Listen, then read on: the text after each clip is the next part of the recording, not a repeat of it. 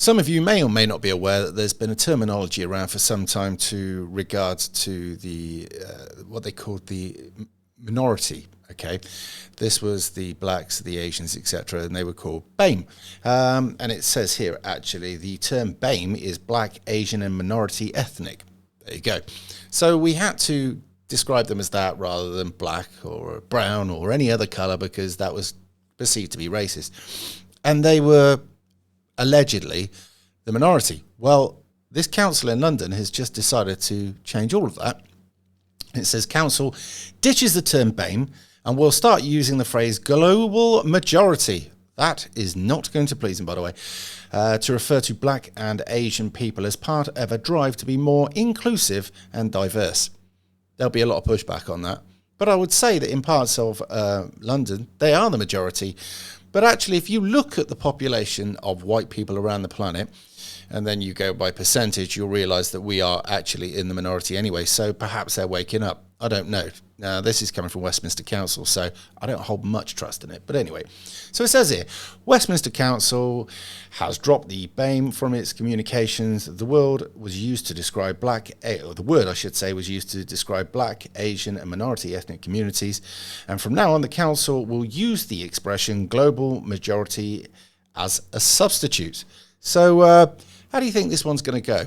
Because when they can claim that they're a minority, they can claim that they're being victimised, that they don't stand a chance, that people aren't looking after them in the same way. But is that saying that white people are actually the minority? And if they are, do we get any special privileges now then? Are we being recognised now as maybe they've even realised that there is an effort driven against us to prejudice against us, which obviously there is. However, there are a lot of people that use the race card that aren't white, and they've enjoyed using the race card for some time. The moment you say anything to them, you get called a racist. This is just the way it works. And this card has worked so well that most people are in fear of actually pointing out any inalienable facts or truth. Doesn't matter how well proven they are or how set in concrete they are or whatever you want to call it. People are too afraid to say anything. But does this give us a card to start speaking up and actually telling the truth or not? I very much doubt it. And I don't think there's many places around the UK that are actually going to consider this a great idea. I would imagine maybe just London Council.